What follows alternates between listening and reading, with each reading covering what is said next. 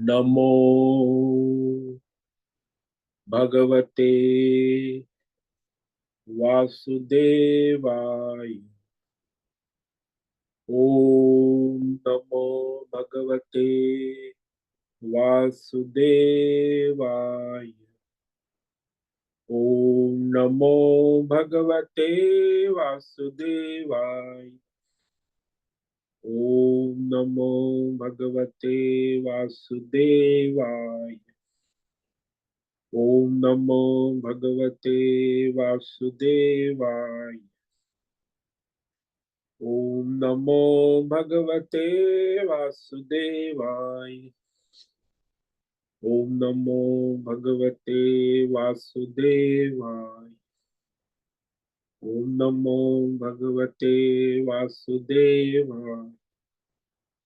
ओम नमो भगवते वासुदेवाय। ओम श्री परमात्मने नमो नमः। ओम गंगणपतये नमो नमः। ओम सरस्वत्यै नमो नमः। ओम गुरुभ्यो नमो नमः। ओम सहना भवतु सहनौ भुनक्तु सह वीर्यं करवावहै तेजस्विनावधीतमस्तु मा विद्विषावहै। ओम शांति शांति शांति। सदाशिव समारंभां शंकराचार्य मध्यम अस्मदाचार्य पर्यन्तां वंदे गुरु परंपराम्।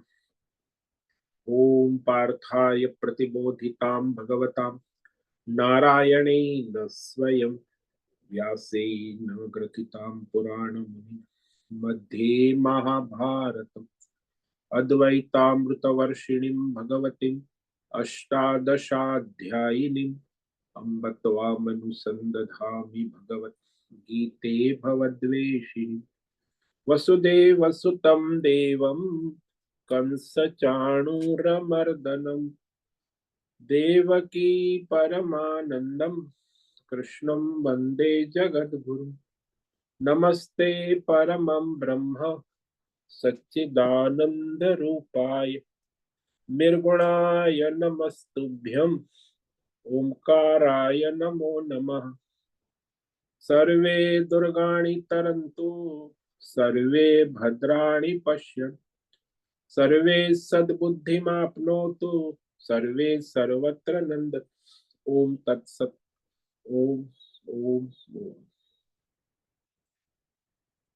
आप सभी ऑनलाइन नेटवर्क पर उपस्थित भगवत गीता श्रवण साधकों को ऋषिकेश से आज हमारा प्रातः का अभिवादन अभिनंदन अभिवंदन।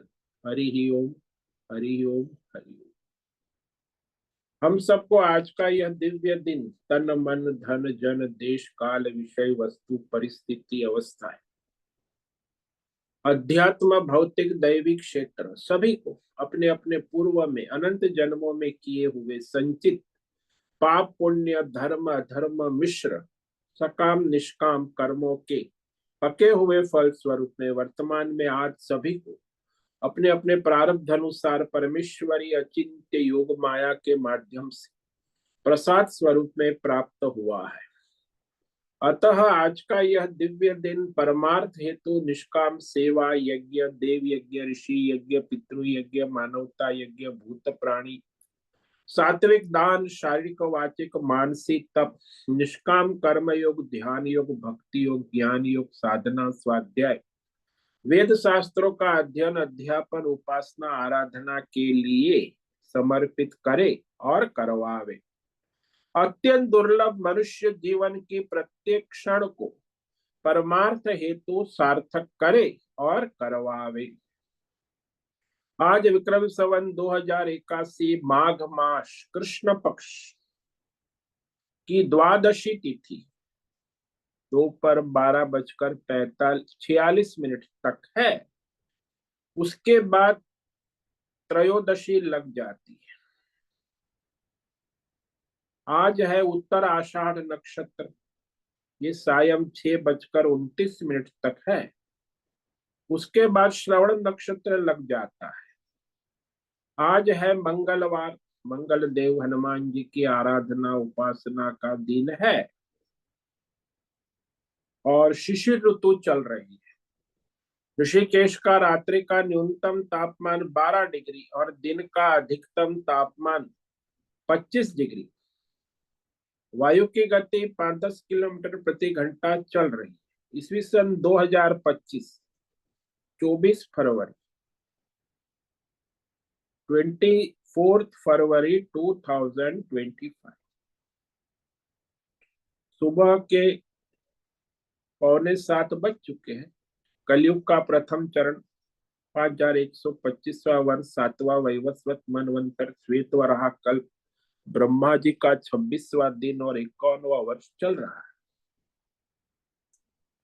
तो ऐसे अनंत कोटि ब्रह्मांडीय परमेश्वरी अचिंत्य योग माया में हमारा यह एक ब्रह्मांड, इस ब्रह्मांड में ये पृथ्वी लोक में समुद्र के ऊपर जम्बू द्वीप में विश्व का एकमात्र वैदिक राष्ट्र भारत में उत्तर हिमालय प्रांत में उत्तराखंड राज्य में टिहरी जिले हिमालयन शिवालिक पर्वतमाला के अंतर्गत मणिपुर पर्वत के ऊपर नीलकंठ महादेव के सामने ऋषिकेश नगरी में मुनि की रेती प्रांत में शीशम जाड़ी में अवधूत बाड़ा आश्रम के सी ब्लॉक के पहले माले से 5 नंबर कमरे से गंगा किनारे से हम स्वामी उत्तमानंद सरस्वती भगवद गीता के आचार्य शिष्य स्वामी चिन्मयानंद सरस्वती महाराज चिन्मय मिश्र कैवल्याद्वैत वेद व्यास भगवतपाद शंकराचार्य की श्रृंगेरी संन्यास परंपरा से शिक्षित दीक्षित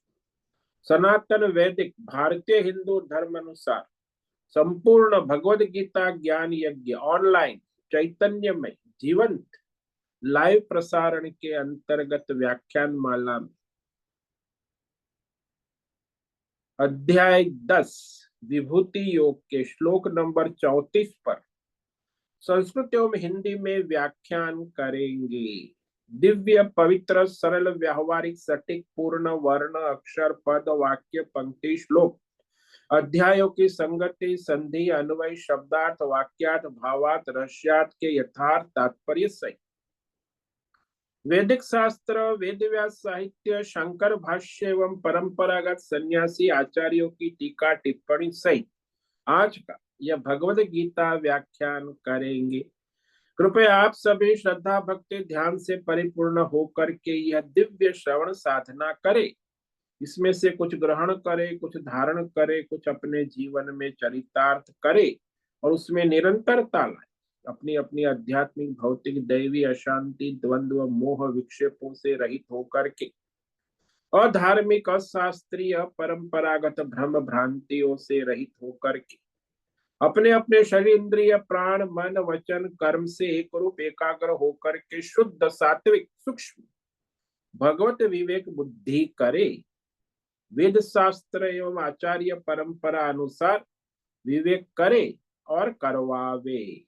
पुनः पुनः इस व्याख्यान का श्रवण करे, मनन करे, चिंतन करे, लेखन करे, चर्चा विचारणा करे, प्रचार प्रसार, लिंक भेजे, ग्रुप में शेयर, अपना और सबका परम कल्याण करे और करवावे।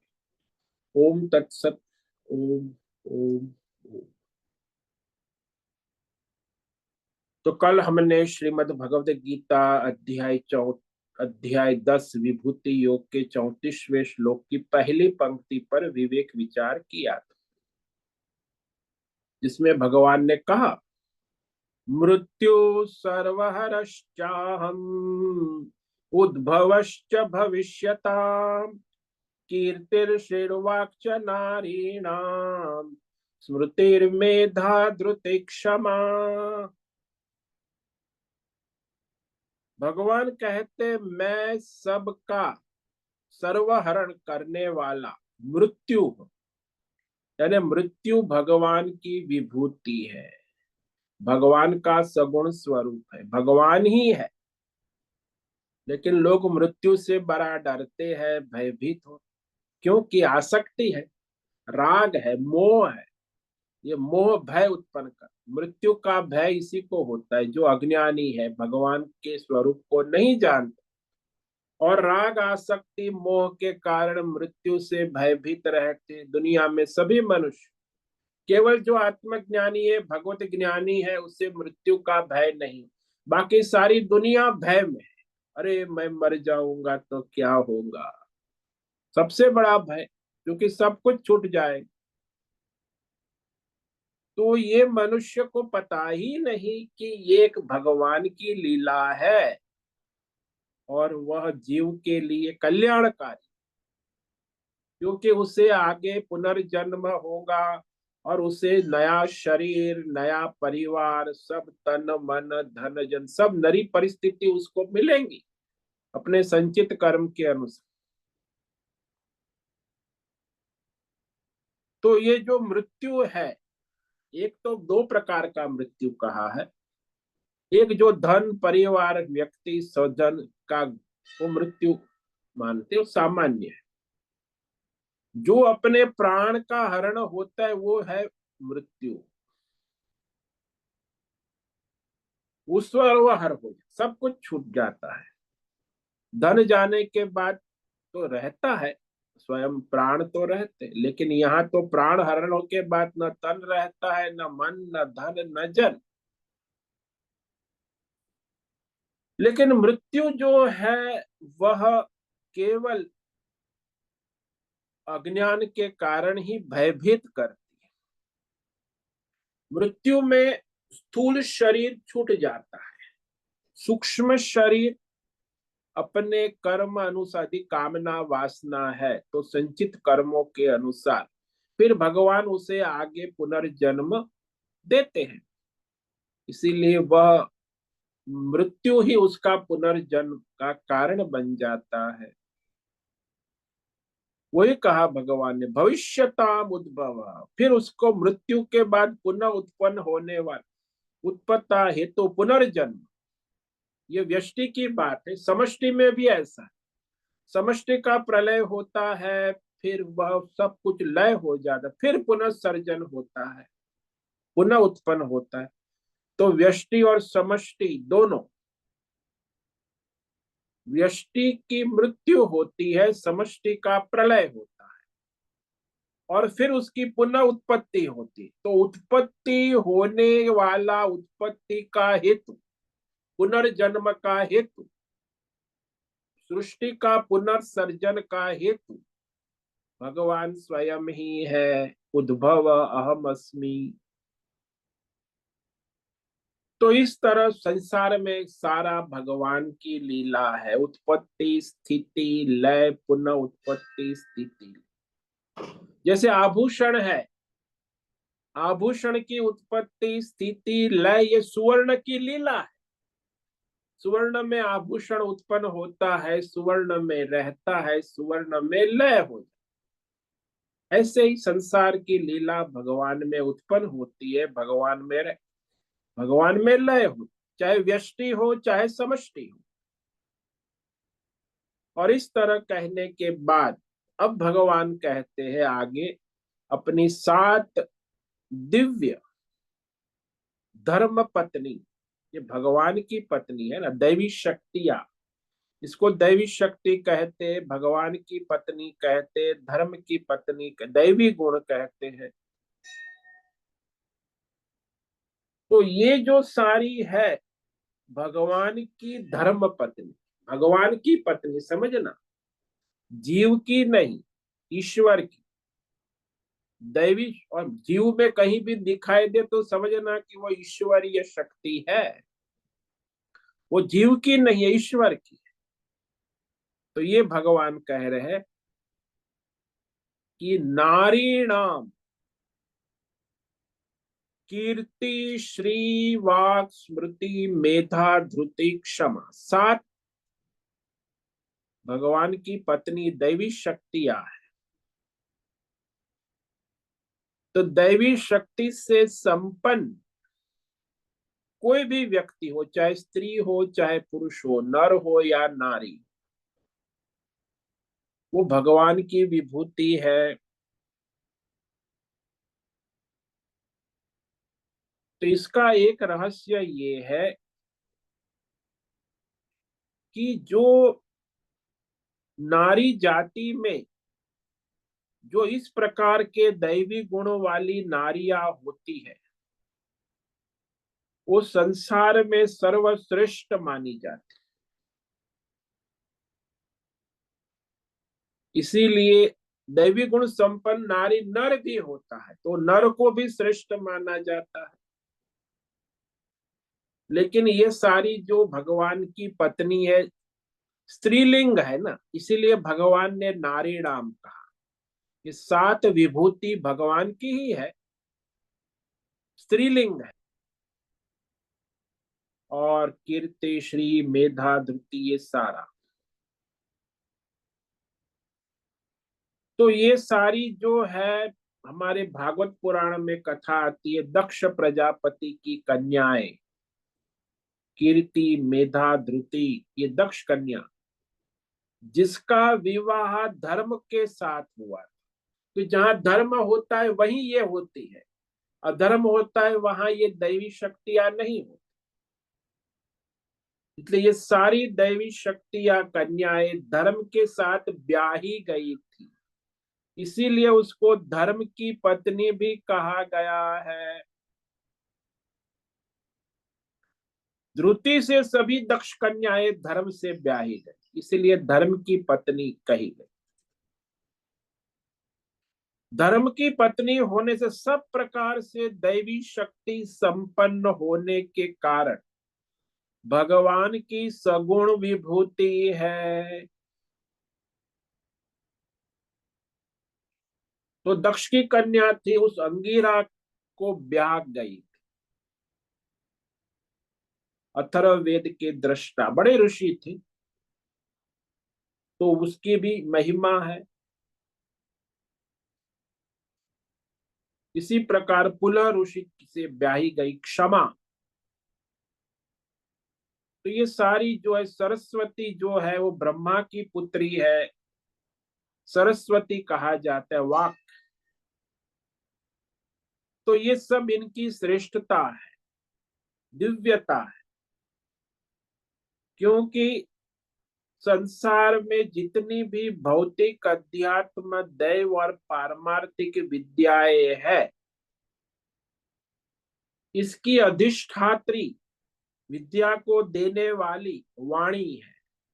वाणी के बिना आप कोई विद्या प्राप्त नहीं कर, इसलिए पशु लोग के पास कोई विद्या नहीं होती कि पशु के पास वाणी नहीं है, मनुष्य के पास वाणी है। तो वाणी के द्वारा वो सारी भौतिक अध्यात्म दैव और पारमार्थिक विद्या को प्राप्त कर सकता है, इसीलिए वह श्रेष्ठ।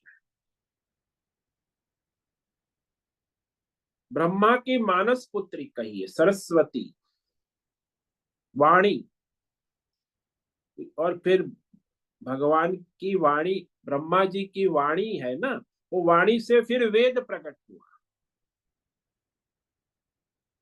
तो इसीलिए ये सारी स्त्रीलिंग है, भगवान की पत्नी है, धर्म पत्नी है। इसीलिए धर्मचारिणी को भगवान की विभूति में गिना है। संसार में भी जो धर्म पत्नी है, आजकल तो धर्म पत्नी ऐसी मिलना मुश्किल है, कलयुग है ना। तो जिस धर्म पत्नी में ये सारे दैवी गुण हो वो वास्तव में धर्म पत्नी कही जाती। इसके अंदर दैवी गुण, वो नारी सर्वोत्तम मानी जाती। तो दैवी गुणों के रूप में सगुण रूप में भगवान ही विद्यमान है।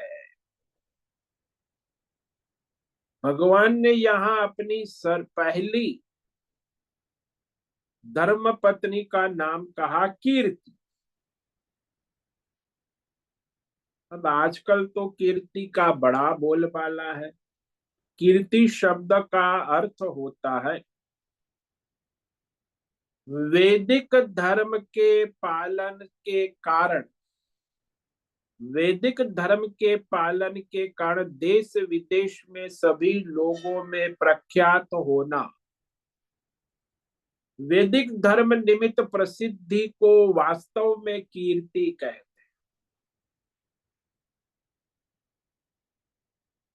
आजकल हमारे प्रधानमंत्री नरेंद्र मोदी है, उनकी कीर्ति है देश विदेश में सबसे ज्यादा पॉपुलर पूरी दुनिया में। क्यों भाई ये कीर्ति है? क्योंकि वैदिक धर्म पालन करते हैं। वैदिक धर्म को पालन करने के कारण उनकी सारे देश विदेशों में कीर्ति फैली, प्रसिद्ध। अब ये कीर्ति उसकी नहीं है, वो कीर्ति भगवान की विभूति है, भगवान की। इसलिए प्रख्यात व्यक्ति में यदि आप देखो तो जो वैदिक धर्म से प्रख्यात है उसकी कीर्ति भगवान की विभूति।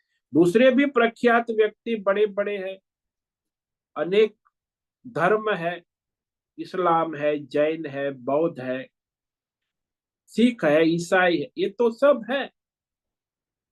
उनके कारण भी उनकी कीर्ति होती है, लेकिन वो भगवान की विभूति नहीं है, क्योंकि वो नास्तिक धर्म है, ईश्वरीय नहीं है, वैदिक नहीं है। व्यक्तिगत बुद्धि का फतूर, जिसको बौद्धिक फतूर कहते हैं ना, बुद्धिजीवियों का, तो वो कोई परमार्थिक हो नहीं सकता। तो ऐसे जो अधर्म के कारण भी कीर्ति होती, संप्रदाय के कारण भी कीर्ति होती, लेकिन ये वैदिक धर्म के बिना वो सारी अपकीर्ति है, लेकिन लगता है कीर्ति है। तो जो भगवान राम की कीर्ति है, किसके कारण प्रसिद्ध है?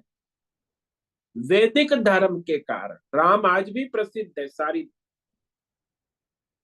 और जो ये नरेंद्र मोदी है, उसकी जो प्रसिद्ध प्रधानमंत्री है, प्रसिद्धि है सारी विश्व में। क्यों? क्योंकि वैदिक धर्म का पालन करते। उतनी ही प्रसिद्धि रावण की भी है। रावण की प्रसिद्धि है, ऐसे आजकल के आधुनिक रावण ट्रंप, अमेरिका का राष्ट्रपति, ये भी रावण है, उसकी भी बड़ी प्रसिद्धि है। लेकिन प्रसिद्धि मात्र को कीर्ति नहीं कहते, दैवी गुण होना चाहिए। प्रसिद्धि की जो कोई बात है तो पशुओं की भी प्रसिद्धि हो जाती। अमेरिका में एक चिड़ियाघर में गोरिल्ला है, उसकी प्रसिद्धि उसके प्रेसिडेंट से भी ज्यादा है। तो इससे वो कोई दैवी गुण संपन्न नहीं हो जाता।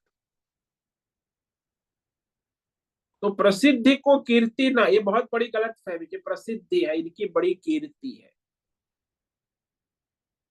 उसको प्रसिद्धि को कीर्ति यहां नहीं कहा गया। कीर्ति तो भगवान की धर्म पत्नी बतलाया है, ये वास्तविक विवेक करें।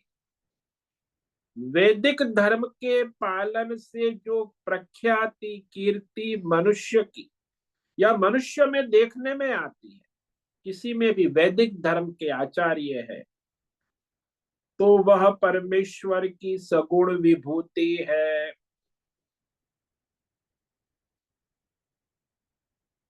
प्राय संसार में जिसकी भी कीर्ति है तो हम लोग समझते हैं कि ये इसकी कीर्ति है, व्यक्तिगत। धर्मात्मा है, राजनेता है, उद्योगपति है, सेलिब्रिटी, आजकल विशिष्ट विशिष्ट व्यक्ति समझते हैं कि भाई ये तो उनका अपना कमाया हुआ अपना है। यहाँ परमेश्वर कह रहे हैं कि वह व्यक्तिगत कीर्ति नहीं है, वह भगवान की दैवी विभूति है। उसको व्यक्तिगत कीर्ति मत समझो। लेकिन आजकल तो लोग ऐसे ही समझते हैं कि ये तो उसकी व्यक्तिगत कीर्ति है, जिसकी लौकिक प्रतीति हो रही है। लेकिन ये जो है दिव्य दैवी कीर्ति, दैवी शक्ति वैदिक धर्म के, वो शाश्वत है। बाकी ये सब जो आजकल सेलिब्रिटी, धर्मात्मा, राजनेता जो धर्म के अनुसार नहीं है, और ये उद्योगपति और सेलिब्रिटी, ये सब इनकी कीर्ति तो मिट्टी में मिल जाए। जब तक वो है, उसके बाद एक दो तीन पीढ़ी के बाद तो कोई उनको याद भी नहीं करेगा। बहुत बहुत तो उनको, उनकी परंपरा हो तो, नहीं तो उसका तो सब मिट्टी में मिल जाए, वो भी मिट्टी में मिल जाएगा, उसकी कीर्ति भी मिट्टी में मिल। तो जानो कि परमेश्वर की कीर्ति के साथ ही इसका परमार्थ संबंध हो रहा है। वास्तविक जो कीर्ति है ये धर्म से उत्पन्न होती है, वैदिक। जैसे राम जी की कीर्ति, अजय राम को हुए इतने साल हो गए, इतने 2 युग चले गए, फिर भी राम की कीर्ति अटल है। तो वह भगवान की विभूति है, दैवी कीर्ति, क्योंकि वो परमेश्वर के रूप में उपस्थित है, ऐसा जानो। जैसे दृष्टांत ले लो कि कोई मनुष्य कहता है मैं जल गया। उसने कैसे जल गया? अरे, कहता है पानी से जल गया। अरे, साधारण विवेकशील विचारशील मनुष्य यही मान ले, अरे पानी से जल गया, खौलता पानी गर्म होगा, हाथ पर गिर गया तो पानी से जल गया। परंतु जो वास्तव में विवेकी है, ज्ञानी है, इस रहस्य को जानता है कि सृष्टि में कभी भी कहीं भी कोई भी पानी से जलता ही नहीं और जल सकता भी नहीं। पानी का गुण धर्म ही शीतलता है। पानी कभी किसी को जलाता नहीं है। जलाने वाली विभूति क्या है? वो जलाने वाला अग्नि शक्ति है, अग्नि है जो जलाता है। पानी में जलाने की शक्ति है ही नहीं। अब जल ने जलाया, ऐसी प्रतीति होने पर भी जो ज्ञानी विवेकी है वो समझता है, जानता है कि अग्नि ने पानी में रहकर इसको जलाया। इसलिए आजकल संसार में जो अविवेकी लोग होते और जहां दैवी शक्ति देखते हैं, जैसे हमारी कथा है सती अनसुया की कथा, बड़ी प्रसिद्ध है कि अनसुया ने अपने तप बल से ब्रह्मा विष्णु महेश को छोटे बालक बना दिए। ऐसी सामर्थ्य साधारण व्यक्ति में तो नहीं होती। लेकिन अनसुया की कीर्ति है, ये अनसुया की नहीं है। परमेश्वर कहते उपासक जिसके अंदर कुछ आपको दैवी शक्ति दिखती है वो मेरी है। परमेश्वर के दैवी संबंध से ही उसमें कीर्ति प्रतीत हो रही, परमेश्वर के दैवी संबंध से, अन्यथा वो संभव नहीं। तो वस्तुतः जो भी कीर्ति है, यानी धर्म के अनुसार, वो भी कौन सा धर्म, ये भी गलत फहमी मत करना कि ये सब ईसाई इस्लाम जैन बौद्ध धर्म की कीर्ति, वो सब मिट्टी में मिलने वाले। युग युग से वैदिक धर्म चल रहा है। वैदिक धर्म से जिसकी कीर्ति है वो ही भगवान की विभूति है, वो परमेश्वर की कीर्ति है, वही उसमें दिखती। इसीलिए भ्रम होता है कि यह इसकी व्यक्तिगत कीर्ति। जैसे हमारे कोई साधु महात्मा है, उनकी कीर्ति है तो किसकी है? उसकी व्यक्तिगत नहीं है, वैदिक धर्म की है, भगवान की विभूति है।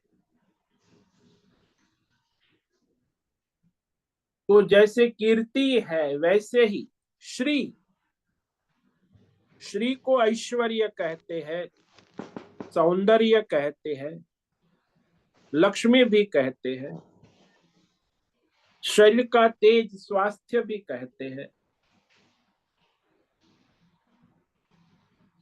तो ये जो श्री है, ये सारी संसार में लोग उसके दीवाने हैं।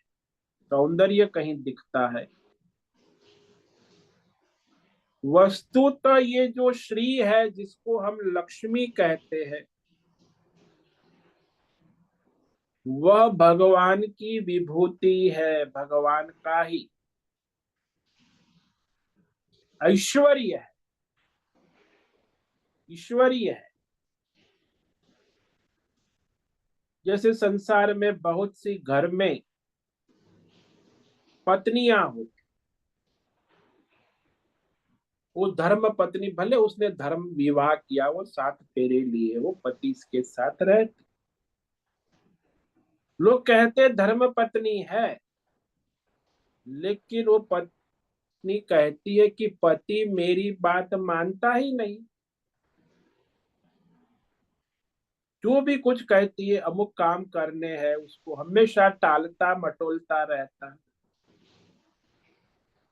तो ऐसा क्यों है? क्योंकि उसमें वह धर्म नहीं है। अधर्म के कारण उसकी दिव्य शक्ति नष्ट हो चुकी है, उसकी बात कोई मानता नहीं। आज का कई लोग हमारी कोई बात मानता, अरे तू धर्मात्मा है का? अधर्म ही करता है और तेरी बात कौन माने? ऐसे वो भी अधर्म करती है, वो कहता है पति बच्चे कोई मेरी बात, अरे तू कुछ धर्म कर्म कर तो तेरी महिमा हो। तो इस तरह जो मनुष्य कहता है कि मेरी कोई बात नहीं, वो पत्नी कहती है कोई नहीं मान, और दूसरी धर्म पत्नी है, उसका तो पति क्या, सारे पति अड़ोसी पड़ोसी आसपास सब उसकी बात मानते हैं। वो तो बड़ी नेत्री है, सब आसपास गांव से भी लोग आते हैं उसके मिलने सलाह लेने। क्यों? क्योंकि उसमें धर्म है, धर्मचारिणी है, और उसकी कीर्ति धर्म से है।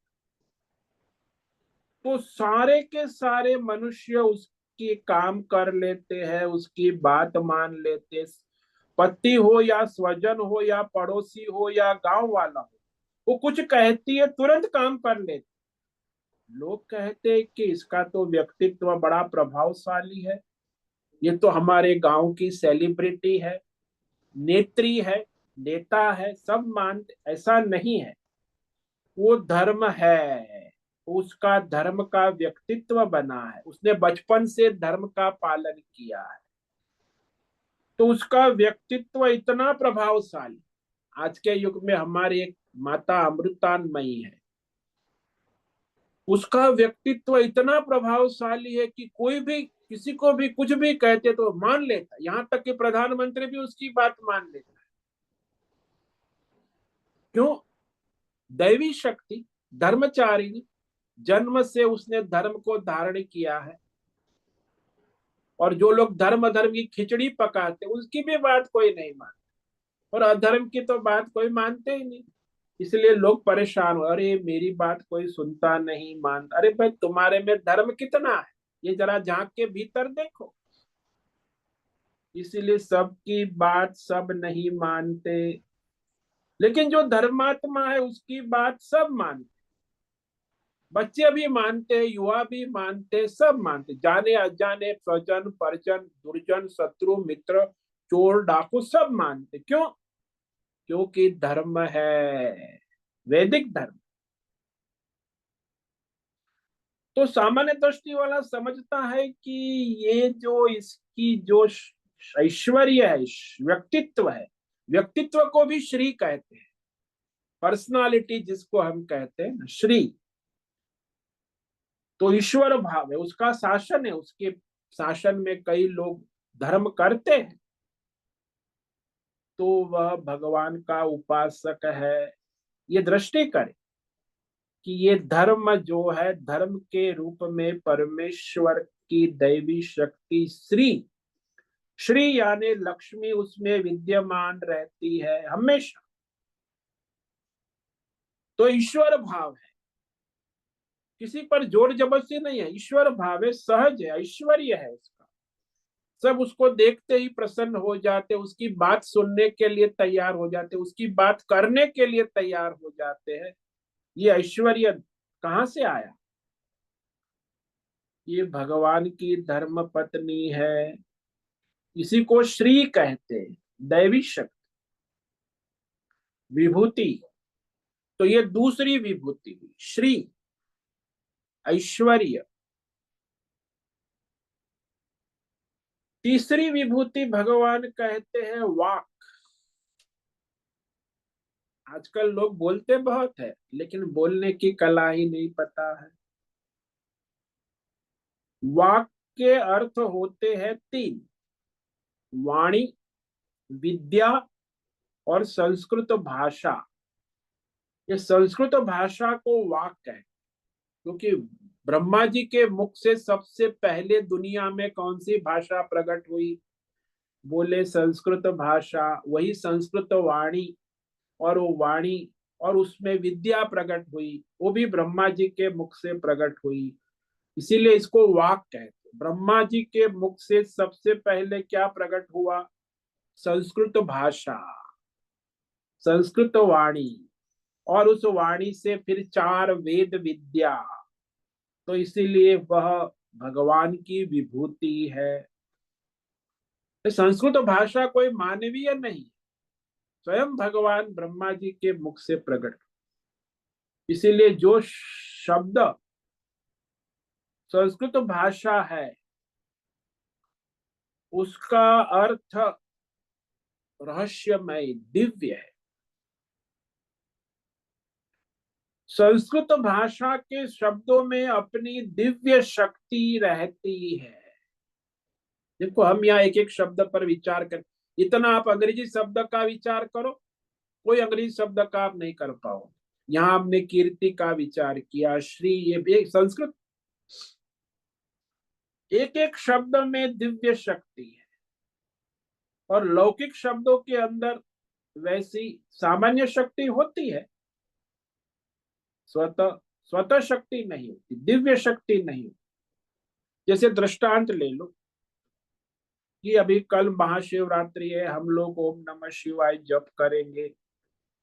जप की साधना में संस्कृत का प्रयोग किया जाता, तब यो सार्थक होता है। या लौकिक या प्राकृत शब्दों का जप नहीं होता। अब ओम नमः शिवाय का अर्थ होता है हिंदी में, शिव जी को मेरा नमस्कार है। अंग्रेजी में आई सैल्यूट टू शिवा। तो अभी कल आप जप करो, अंग्रेजी वाले अंग्रेजी में I salute to Shiva, I salute to Shiva, इनका कोई मायना नहीं रखता। या आप हिंदी में जप करो कि मैं शिव जी को नमस्कार है, मेरा शिव जी को 1000 जप करो, बोलते रहे, लेकिन वो दैवी स्पंदन नहीं हो सकता, क्योंकि वो प्राकृत भाषा है, लौकिक भाषा है। अंग्रेजी भी प्राकृत है, लौकिक है, हिंदी भी लौकिक भाषा है, प्राकृत है। तो दिव्य स्पंदन नहीं हो सकते। प्राकृत भाषा बोलने से आप दिव्यता का अनुभव नहीं कर सकते। पहले हमारे जो प्राचीन नाटकों में प्राकृत भाषा को बोलते ही नहीं, संस्कृत में ही नाटक होता, और वो संस्कृत में नाटक होता था तो उसमें जो नारी होती थी वो प्राकृत भाषा बोलती थी। तो लोग बड़े हंसते थे कि देखो ये लौकिक प्राकृत भाषा बोल रही, क्योंकि परमेश्वर की वाणी संस्कृत है। ये भगवान की विभूति है, वाक शक्ति, दैवी शक्ति है, दिव्य है। और जिसमें ये संस्कृत की वाणी विद्यमान है, वाक, उसमें विद्या भी है, वेद विद्या। ये गीता भी वेद विद्या है। तो संस्कृत भाषा को जानेगा तो संस्कृत भाषा के अंदर जितनी भी विद्याएं हैं, आध्यात्मिक विद्या है, भौतिक विद्या है, दैवी विद्या है, परमार्थ विद्या, उसका रास्ता खुल जाएगा। क्योंकि विद्या के प्राप्ति का एक ही रास्ता है, वाणी। वाणी के बिना विद्या का प्रवेश नहीं होगा हमारी बुद्धि में, अंतःकरण में। विद्या का रास्ता वाणी से ही आता है। इसीलिए हम ये नहीं कह रहे हैं कि लौकिक भाषा में तुम्हें समझ में नहीं आएगा। लौकिक भाषा भी तुमको समझ में आ जाएगी, लेकिन जैसा संस्कृत है वैसा ये हिंदी, अंग्रेजी, दूसरी देश विदेश, अमेरिकन, जापानीज भाषा में नहीं आए। जैसे समझ लो दृष्टांत, आजकल इंजीनियरिंग की बोलबाला है। हमारे देश में हर साल 10 लाख इंजीनियर प्रोडक्शन होता है, और उसमें से 5 लाख विदेश में चले जाते हैं। अब ये लोग जो इंजीनियरिंग पढ़ते हैं अंग्रेजी में पढ़ते, यदि हिंदी भाषा में पढ़ सकते हैं तो हिंदी में पढ़ेंगे तो उनको उतना विशाल ज्ञान नहीं होगा, क्योंकि अंग्रेजी भाषा में इंजीनियर के हजारों लाखों ग्रंथ है। तो तुम अंग्रेजी भाषा से इंजीनियर के हजारों लाखों ग्रंथ तक पहुंच जाओ, पढ़ सकते। हिंदी में इंजीनियरिंग के इतने ग्रंथ नहीं है, कुछ ग्रंथ है, तो आपको इंजीनियरिंग पूरी तरह समझ नहीं पाओगे। हिंदी भाषा के अंदर इंजीनियरिंग के सारे ग्रंथ उपलब्ध नहीं है, इसीलिए आप हिंदी के माध्यम से इंजीनियरिंग को नहीं ठीक से पढ़ सकते। ठीक इसी प्रकार संस्कृत में जो अध्यात्म विद्या है, दैव विद्या है, परमार्थ विद्या है, संपूर्ण विस्तार है, भौतिक अध्ययन, उसको हम केवल संस्कृत भाषा के द्वारा ही जान सकते हैं, उसमें प्रवेश मिल सकता है। अन्य भाषा आप जानते हो, संस्कृत नहीं है, तो आपको फिर अन्य भाषाओं का सहारा लेना हो। तो अन्य भाषाओं के अंदर जितना अनुवाद, वो अनुवादक की बुद्धि कैसी है, क्योंकि संस्कृत के एक शब्द के 100 अर्थ होते हैं, तो आप पराधीन हो गए। संस्कृत भाषा के अंदर जितना अनुवाद मिलेगा वहां वो बुद्धि सीमित ही रहेगी, क्योंकि अनुवाद की भाषा मूल तत्व को प्रकाशित नहीं कर सकती। इसीलिए वैदिक संस्कृत विद्या ये भगवान की विभूति है, समझ लेना। केवल वैदिक संस्कृत विद्या शास्त्र ही भगवान की वाणी है, विभूति है। बाकी आजकल जितनी भी भाषा है वो माया है, वो भगवान की विभूति ने घुमाएगी संसार में, परमार्थ के योग्य नहीं है।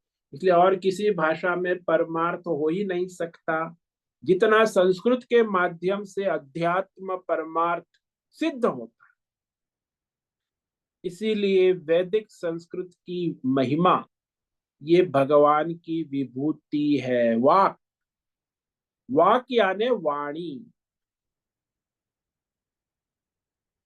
और इस वाक का और भी एक अर्थ है। भगवत गीता में भगवान ने कहा कि हम लोग वाणी का प्रयोग करते हैं, लेकिन भगवान ने 17वें अध्याय में 17वें श्लोक में कहा, अनुद्वेग करम वाक्यम सत्यम प्रियम हितम च यत् स्वाध्यायाभ्यसनम चैव वांग्मयम तप। ये वाणी है, वाणी का तप है।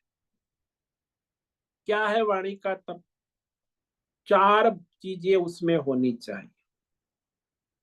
पहला तो सत्य, दूसरा प्रिय, वाणी प्रिय हो, तीसरा हितकारी, और चौथा अनुद्वेग करम, उद्वेग रहित। चारों जब होंगे तब वो वाणी दिव्य हो जाए, भगवान की विभूति हो जाए। आज दुनिया में 99% इस वाणी को बोलने वाले नहीं है। हाँ, 1-8% बोलते होंगे। चारों जिसमें हो वाणी में, वाणी तो सब बोलते, पूरी जिंदगी सुबह से शाम कितना बकवास करते, लेकिन उसका कोई प्रयोजन नहीं है। तो इस पर हम कल विचार करेंगे कि ये जो वाणी भगवान ने गीता में कही वो वांग्मय तप है, वो वाक है, वो सरस्वती है।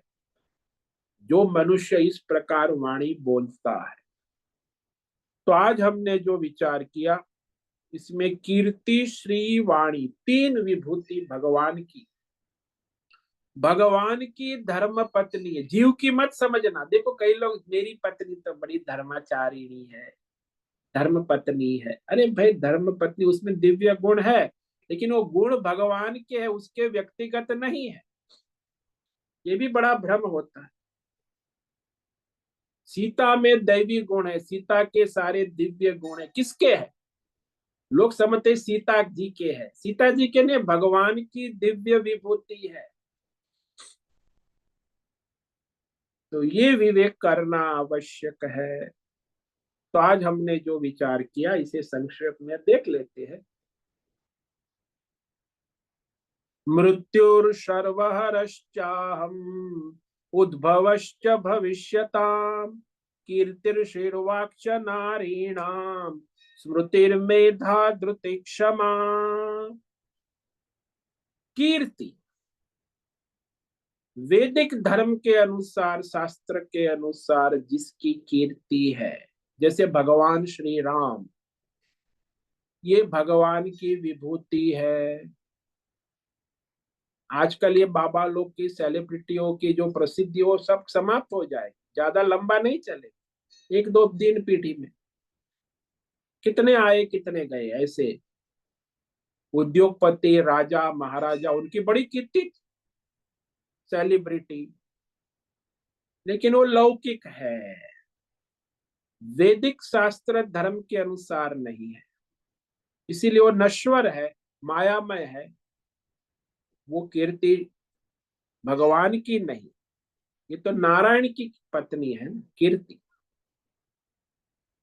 और श्री कहा, श्री यानी ऐश्वर्य, सौंदर्य, स्वस्थ, तेज, प्रभा, धन संपत्ति को भी श्री कहते हैं। तो श्री में जो मनुष्य का ऐश्वर्य है, सौंदर्य, वह धर्म के कारण है। उसमें धर्म है तो उसका ऐश्वर्य है, धर्मात्मा है। जैसे हमारे शास्त्रों में देखो कि ध्रुव का ऐश्वर्य, ध्रुव की कीर्ति, प्रहलाद की कीर्ति है, भक्त प्रहलाद। मीरा की कीर्ति है, कबीर की कीर्ति है, तुलसीदास की कीर्ति है, रामकृष्ण परमहंस की कीर्ति है। ये सारी भगवान की विभूति है, उनकी व्यक्तिगत नहीं। ऐश्वर्य, और ये जो ऐश्वर्य है, भगवान ने ही उस रूप को धारण किया है। सामान्य लौकिक दृष्टि वाले ये समझ नहीं पाते, वो हमेशा सोचते हैं कि ये तो उनका व्यक्तिगत मामला है, पर्सनल। कुछ पर्सनल नहीं है, सब ईश्वरीय भाव है। और इसमें ये जो वाणी है, इस पर आज हमने विचार किया कि वाणी के तीन अर्थ है, लेकिन तीनों में मुख्य संस्कृत है। संस्कृत से वाणी प्रकट हुई, और संस्कृत वाणी से विद्याचार, वेद, सबसे पहले सृष्टि के प्रारंभ में ब्रह्मा जी के मुख से संस्कृत वाणी प्रकट हुई और चार वेद प्रकट हुए। ये भगवान की विभूति है। बाकी आजकल जो बहुत बकवास चल रहा है, सब साइंटिफिक टेक्नोलॉजी, ये वो अनेक भाषाएं मनुष्य बोल रहे हैं, दुनिया में विकास हो रहा है, कुछ विकास विकास नहीं हो रहा है, माया के चक्कर में भ्रमित हो रहे हैं। केवल शास्त्र वेद संस्कृत के शब्दों में अपनी दिव्य शक्ति। इसलिए मैंने कहा ना कि कल आप कौन सा जप करोगे, ओम नमः शिवाय, दिव्य शक्ति। लेकिन कहे नहीं, हम तो अंग्रेजी में करेंगे, I salute to lord Shiva, I salute to lord Shiva, I salute to lord Shiva. तो जप नहीं होगा, उसमें दिव्यता नहीं। या तो कहे कि मैं शिव जी को नमस्कार करता हूँ, मैं शिव जी को नमस्कार करता हूँ, मैं हजार जप करे, वो दिव्य शक्ति नहीं, लौकिक भाषा है, लोकाचार। इसीलिए अध्यात्म शक्ति प्रति अध्यात्म विद्या में संस्कृत का ही प्राधान्य है। अध्यात्म में संस्कृत से बढ़कर और कोई भाषा नहीं दुनिया में। किसी को अध्यात्म में प्रगति करनी है तो उसे संस्कृत पढ़ना ही हो। बाकी फिर अनुवाद के ऊपर आपकी बुद्धि भ्रमित हो जाएगी। तो भाषा अनुवाद तो बहुत मिलते हैं, लेकिन उसका कोई वास्तविक यथार्थ तत्व नहीं है, वो भ्रमित हो जाता। इसीलिए आज हमने ये जो है वाणी विभूति कहा कि ये विभूति भगवान की है। और भी विभूति को कल हम विवेक विचार करेंगे। इसमें वाणी जो है 4 प्रकार उसमें होना चाहिए: सत्य, प्रिय, हितकारी और अनुद्वेग कर्म। इस पर हम कल विचार करें। ओम नमो नारायणाय। ओम नमो नारायणाय। ओम नमो नारायणाय। ओम नमो नारायणाय। ओम नमो नारायणाय। कायेन वाचा मनसेन्द्रियैर्वा बुद्ध्यात्मना वा प्रकृते स्वभावा करोमि यद्यत् सकलं परस्मै नारायणायेति समर्पयामि। ओम सर्वे भवन्तु सुखिनः, सर्वे सन्तु निरामयाः, सर्वे भद्राणि पश्यन्तु, मा कश्चित् दुःखमाप्नुयात्। अस्तु मा सद्गमय, तमसो मा ज्योतिर्गमय, मृत्योर्मा मृतंगमय। ओम पूर्णमद पूर्णमिदं पूर्णात् पूर्णमुदच्यते पूर्णस्य पूर्णमादाय पूर्णमेवावशिष्यते।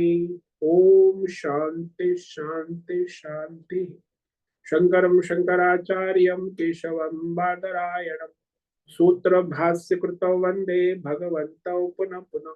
ईश्वरो गुरुरात्मेति मूर्ति भेद विभागिनी व्योमवद् व्याप्त देहाय दक्षिणामूर्तये नमो नमः। ओम गुं गुरुभ्यो नमो नमः। ओम तत्सत् ब्रह्मार्पणमस्तु। ओम ओम ओम।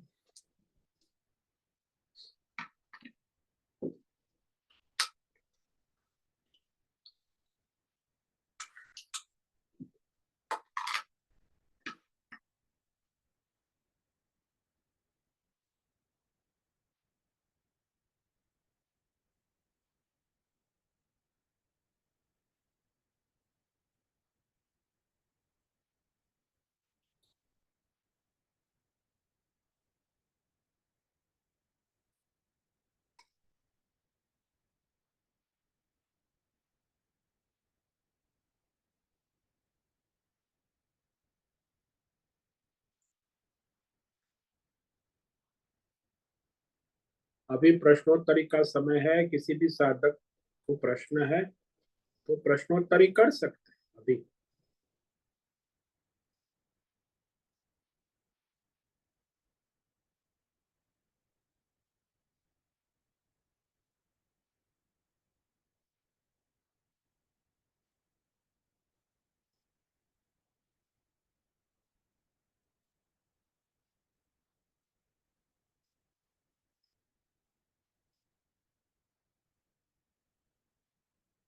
ओम नमो नारायण स्वामी जी। हाँ बोलो हेमा। स्वामी जी, अभी आपने बताया कि ये संस्कृत भाषा है वो दैवी भाषा है और भगवान की साक्षात विभूति है। तो ये इतनी महान होने के बावजूद भी ये लुप्त कैसे हो जाती है? लुप्त नहीं हुई है, वो तो भगवान की है, नित्य है, चारों युगों में चलेंगी, अभी भी है। लुप्त कभी नहीं हो सकती। हाँ उसमें ये सब जो लौकिक भाषा का प्रभाव बढ़ जाता है तो दैवी हाँ, भाषा मतलब ढक जाती है। तो ऐसे है, लौकिक तो भाषा का ज्यादा प्रभाव है तो दैवी भाषा ढक जाती है, लेकिन कभी लुप्त नहीं होती। अच्छा, मगर जो महान है इतनी साक्षात विभूति है, तो वो भी जो ये आसुरी सब आती है तो उससे ये देवी गुण ढक जाते हैं। हाँ ये तो हमेशा दैवी आसुरी, कभी देवताओं की जय हो जाती है, कभी आसुरों की शक्ति बढ़ जाती है तो देवता जंगल में छिप जाते हैं। और क्या, तो दैवी शक्ति भी भाग जाती है, छुप जाती है, फिर आती है अपनी शक्ति लेकर। तो कलयुग है ना, इसलिए कलयुग में तो प्राधान्य जो है लौकिक भाषाओं का होता है। सतयुग में संस्कृत था, द्वापर में भी संस्कृत चलता था, वहां लौकिक भाषा का प्राधान्य। त्रेता युग में भी संस्कृत, भगवान कृष्ण संस्कृत में ही बात करते थे, अर्जुन भी संस्कृत में बात करते, राम के युग में भी सब संस्कृति था। अभी कलयुग आ गया तो कलयुग में लौकिक भाषा का बोलबाला हो, तो उसका भी प्रभाव पड़ता है ना। और इसमें आज के कलयुग में कली भाषा, कलह, अंग्रेजी भाषा, हम्म। ये कलयुग, कली की भाषा है, भौतिक जड़वाद। इसमें अध्यात्म नाम की कोई चीज संभव नहीं। उसका भावानुवाद संस्कृत से आलोक अंग्रेजी में ये लोग सब प्रवचन करते हैं, लेकिन उसका वो मुख्य सूक्ष्म सार नहीं आ सकता, सूक्ष्म तत्व प्रकाशित नहीं हो सकता। लौकिक सामान्य ज्ञान होता है।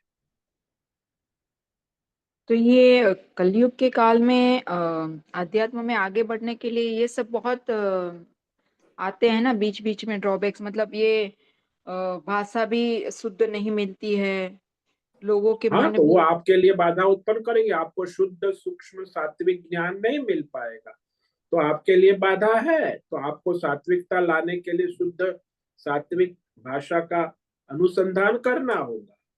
हम्म। ये तो सब आएगा, ये तो माया है भाई संसार में। तो उसके लिए विशेष पुरुषार्थ चाहिए। हाँ, विशेष सावधानी, विशेष पुरुषार्थ, ये सब तो आएगा। जैसे आप हम्म। जा रहे हैं, रास्ते में तूफान आ गया तो आपको क्या करना, बड़ी सावधानी से चलना होगा, हम्म। नहीं तो उड़ा के ले जाएगा। ये तूफान है आजकल, तो ये सब अंग्रेजी और ये लौकिक भाषा और ये इंटरनेट और आजकल आर्टिफिशियल है जो साइंस एंड टेक्नोलॉजी, ये कंप्यूटर, ये सब तो तूफान है। और वो इतने आकर्षक है ना कि वही सही लगते हैं सब। हाँ, सबको कि सब लोग वही कर रहे हैं, सबको सब कहता है यही सही है, आगे पीछे तो कुछ विवेक हम्म। विचार तो है नहीं, कोई सत्संग है नहीं, केवल मीडिया वाले सत्संग कराते रहते हैं। तो मीडिया से बुद्धि, आजकल मीडिया बुद्धि है ना, शास्त्र बुद्धि कहाँ रही लोगों की। अखबार पढ़ते हैं, मीडिया सुनते हैं रोज, तो जड़ बुद्धि है, लौकिक बुद्धि, सामान्य हम्म। बुद्धि है, सामान्य ज्ञान है। विशेष सूक्ष्म सात्विक ज्ञान नहीं हो सकता है। हाँ। और लोग उनसे संतुष्ट हो जाते कि हम तो महाज्ञानी हो, कहते भी हम लोग ज्ञानी हैं, हमें कोई ज्ञान व्यान की जरूरत नहीं, कुछ ठिकाना है न, न वाणी का ठिकाना है, न बुद्धि का विवेक है, लेकिन महाज्ञानी बन के घूम रहे हैं। ये आसुरी प्रकृति है। तो 90% दुनिया में वही चाहिए, इसलिए लोग उसी से प्रभावित हो जाते, जो सात्विक प्रकृति है वो भी उसमें चला जाता है। हम्म। अरे भाई, तू सात्विक है, तू अपना धर्म कर्म कर, तो नहीं, वो रजोगुण में चला जाए, क्योंकि वो सब उसका आसपास उसी का बैंड बाजा बजता रहता है, तो भी उसमें नाचने लगता है।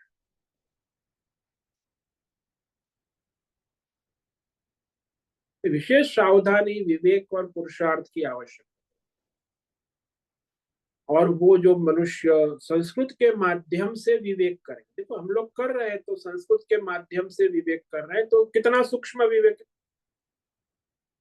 आपने जिंदगी में इस प्रकार का सूक्ष्म विवेक न सुना होगा न पढ़ा होगा। क्यों ऐसे? क्योंकि संस्कृत है ना भाई, भगवान की विभूति है, भाषा है,